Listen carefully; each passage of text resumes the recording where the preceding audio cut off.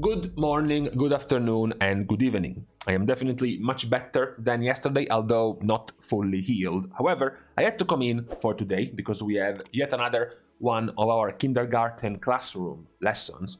What we have for today is a list of interviews released by the WoW devs right before the expansion comes out. So it is interesting because a few of these interview answers will give us some more info that we didn't know yet about Dragonflight, about a few mechanics as well as a few design decisions from the developers. Now, given that these interviews are quite long, there is quite a lot to read. I didn't want to embarrass all of you and just tell you to go and read them yourself, as we all know most of you can't read. So we're going to start from the main interview, because this is the interview given by Ion Azikostas, the lead game designer. So we are starting, of course, from him first. He's pointing out a few things in his interviews, and we start off on the wrong foot, because I am not a big fan of this decision, because this is the decision to make raid releases come out at the same time. So in case you haven't heard this, in Dragonflight, normal mode as well as heroic mode as well as mythic mode will come out at the same time. There won't be the typical delay between the normal and heroic week and the mythic week. So his idea of trying to slow down the constant ramping up difficulty of the raids, because they were trying to play catch up with the race to world first guilds, so they wanted to make the bosses more and more difficult and complex, constantly more hard, which is what we saw Sepulchre turned out to be. Sepulchre was a very prohibitive raid for pretty much all of the guilds. All of the non-world first guilds took significantly longer to progress through Sepulchre. So Eon's answer about their decision to come out with raids at the same time is that this will essentially force the race to world first guilds to choose if they want to keep grinding and farming heroic with splits and such, or if they want to go into mythic, because now they are open at the same time. I think this is bad still for the majority of the player base, because keeping a more chill and relaxed and laid back week for just normal and heroic to learn the bosses, to get into mythic plus as well, to give you more time, and then later, 1 week later, you can get into mythic difficulty, I think it was better. So if this decision was taken entirely to try to deal with the race to world first situation, I think it was a mistake, because you shouldn't put that much importance into something to the point where you even change the release schedule of your raids just for that. So I think that was not too good of a change. One of the answers, which might be encouraging for players who were disappointed by the lack of open world content, in particular once Season 4 was released, because Season 4 gave us a whole bunch of recycled raids and even older dungeons, but basically didn't do anything for the open world. So Ion is acknowledging this fact. It's acknowledging that we brought back all of these things, etc., but there should be something equally robust for players who aren't focused on instance group content. It would be much better if, at the same time as bringing back all of the different raids of the expansion in a single season, if you also found a way to make all of the regions, all of the zones of the expansion give something else, right? Give you some loot, give you some rewards, give you some cosmetic effects, some transmog effects around in the world. I think that was something that was missing in Season 4. Bring back Revendreth and Ardenweald and Maldraxxus and Bastion, bring them all back, update their world quests, make world events happen in these zones with some more updated rewards. That's something that definitely wasn't there in Season 4, so it's good that they are at the very least acknowledging it for Dragonflight, hoping that it won't repeat, since Ion is saying that they are looking positively at yet another final stretch of the expansion where we bring back all of the previous raids together in Dragonflight as well. So let's hope that it will be followed by also an improved series of content pieces for the open world as well. Now, when it comes to Mythic Plus, of course, Mythic Plus had quite a lot of changes, because Mythic Plus has gotten its item level increased as well as its rewards all the way up to level 20 keys, no longer level 15. So significantly more competitive Mythic Plus has become compared to previous seasons. So Ion was trying to point out as well that this must come at a cost, right?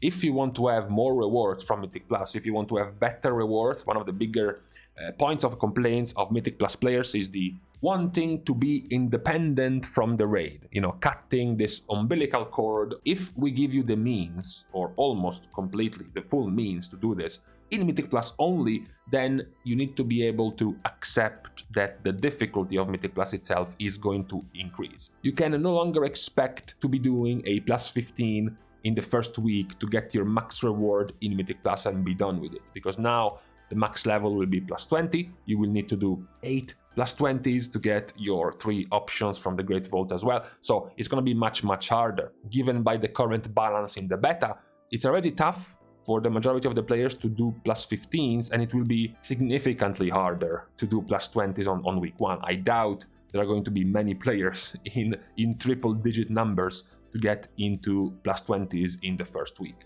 So it is going to come. This better gearing, this better improvement in item level from Mythic Plus also will come with Mythic Plus being much more challenging. Okay, it's no longer going to be about challenging the high keys because you want to score, because you want portals or achievements and titles. It's also going to have to be because of gear, and you have to accept that it will not be for everyone. Not every player will simply treat Mythic Plus like, let's do a weekly 15 and be done with it. It will just be more challenging because of the amount of better item level rewards that will come from Mythic Plus. Ion then points out at a revelation they had, a vision, a prophecy.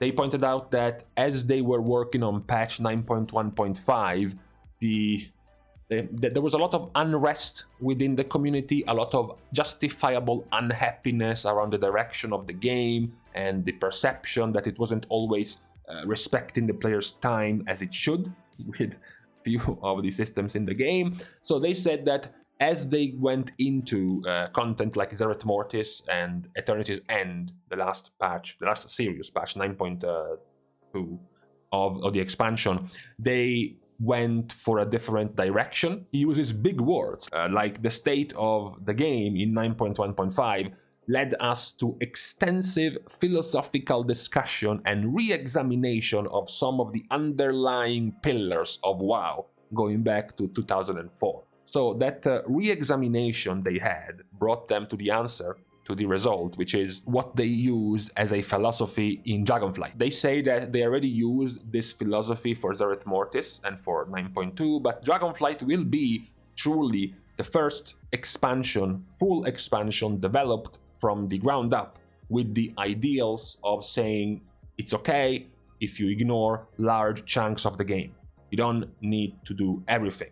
You can be a Mythic Plus only player or a raid only player, or you can play in the open world doing profession stuff only. That was the new direction they moved towards for Dragonflight. He then continues, but he gets a little bit more dodgy, a little bit more shady, entering the matrix, starting to dodge all of these bullets when he's asked questions like, for example, about the talents and the balancing about the talents. He simply points out yes, we will continue to monitor the state of all of the classes and specs and eventually adjust and tune some of the talents. Of course, he gives no timeline whatsoever, so we can pretty much skip that type of PR version of Ion and jump to a different interview. This one is about professions, because professions are, of course, much more important in Dragonflight.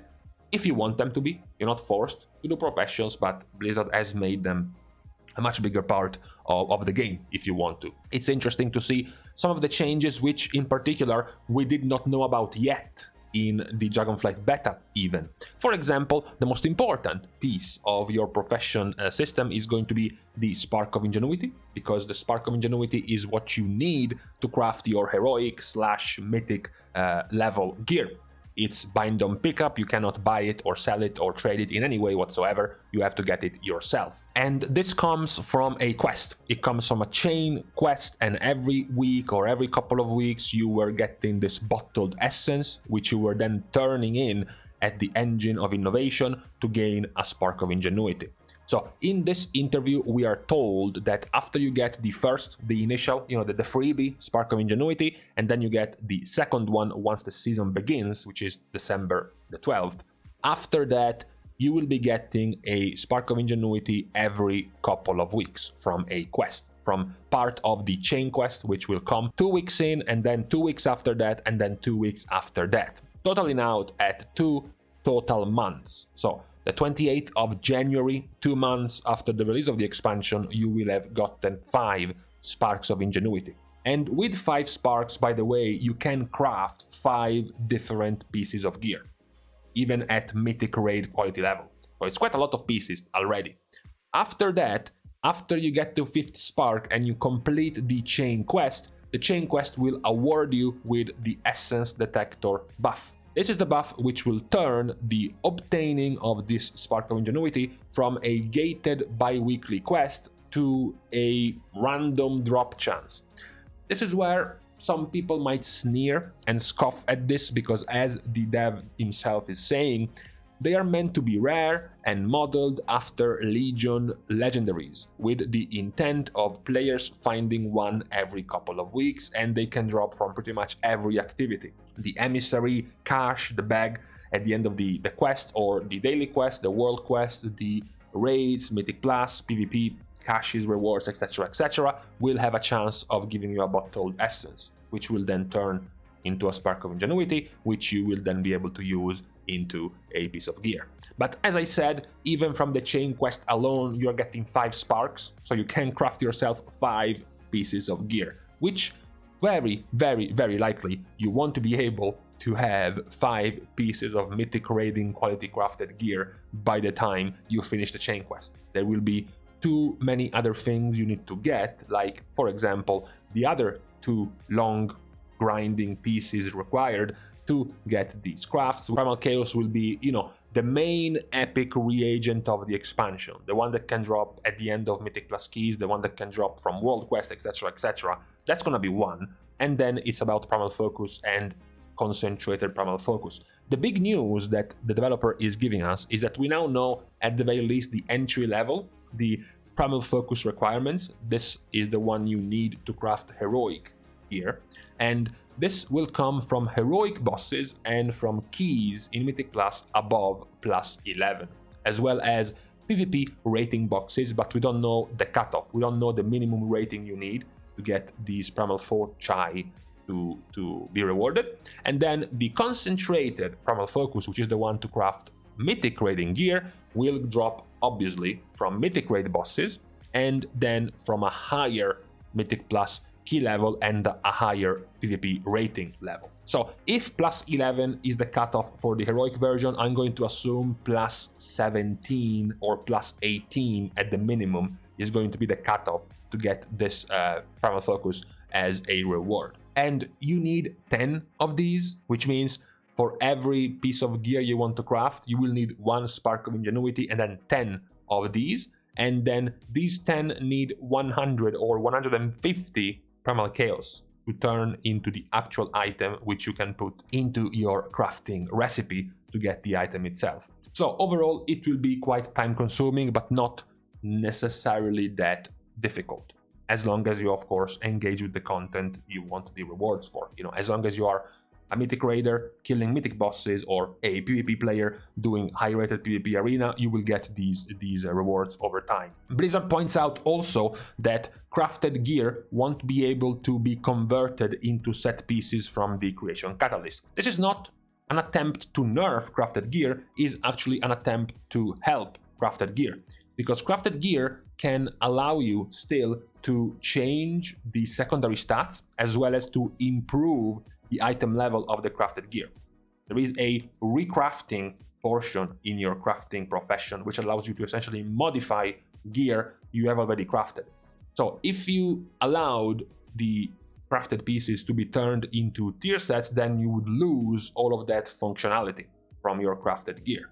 Obviously, you might be saying, what if I craft a piece with the perfect secondary stats at the max possible item level, and I absolutely wouldn't need to recraft it anymore, and I just wanted it to be turned into a tier piece? Okay, fine, then in that case it would be bad to not be able to turn it into a tier piece. But for the rest of the functionalities of the recrafting system, the crafted gear won't be able to be turned into a tier piece. One last bit of information about professions, although this one was already present in the beta, but perhaps that was intended, perhaps that was to let players try out certain paths of progression in your skill trees of professions.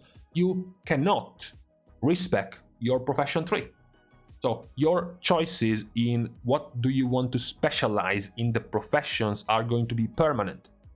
At the very least, maybe until Blizzard gives you, for example, a free reset in the next pack. But for the moment, for the release of the expansion and the forthcoming months, it won't be respecable.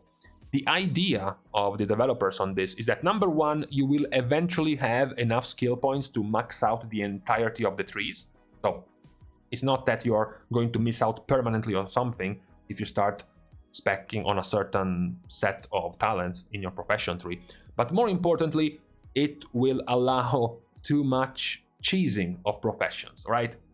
If you have to put so many skill points into becoming an expert in armor smithing to be able to craft armor pieces, then what stops you from respeccing, putting all the points into weaponsmithing, into crafting two-handed weapons, craft a bunch of two-handed weapons, and then respec and spec into materials, reagents, and patterns, crafting, and discounts, and cheaper crafts of minor little pieces of gear, craft a whole stock of them, and then respec back to armor smithing to craft some more pieces of gear for your armor, right? If you have the respec system, then you would be able to do this every time. You would have very little limits with this if you had a respec-free system.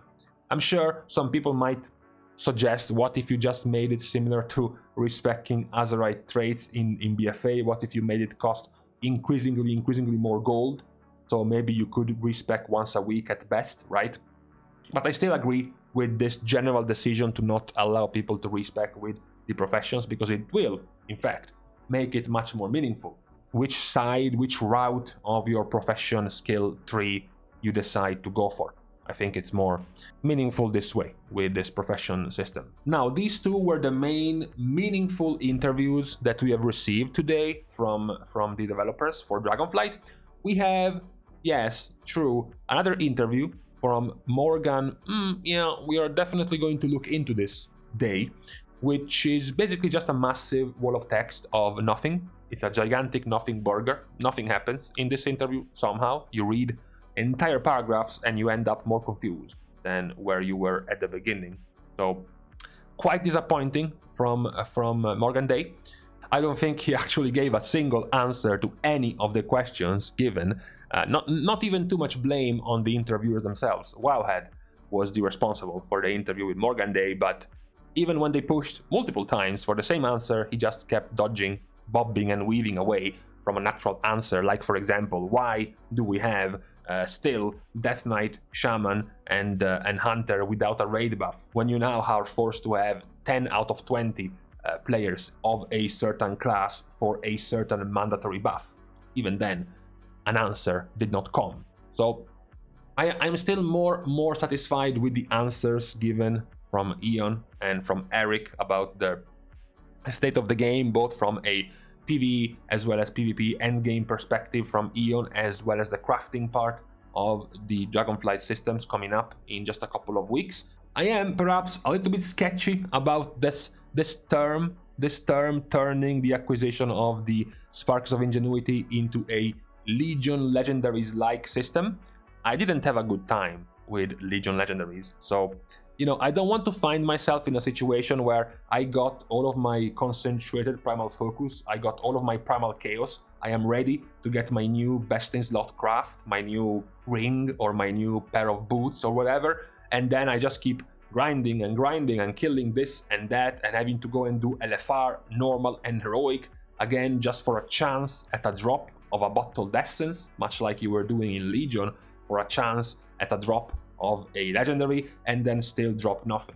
I hope it's not going to be nearly as frustrating as that system from Legion, but I am less worried because, as we just pointed out, before you reach that level, you will already have been given 5 different Sparks of Ingenuity, so potentially 5 different pieces of gear crafted. So that's going to be much more manageable to be able to have already that many crafted items to begin with. So it's not nearly as bad of a situation. I still just don't want to see it that frustrating, that grindily frustrating like we had in Legion. Now, with this being said and done, we are also done for the interviews with the WoW devs for today. I'm going to leave you to the rest of your Friday. Thank you guys again for watching. Of course, I'm going to start first by thanking my Patreon supporters, who are a big contributor for the help and the support given to me and this channel. You can still, of course, support in other ways, which don't include the expenditure of capital. For example, liking and commenting down below on this video, as well as subscribing to the channel itself, are good ways to support without spending a dime.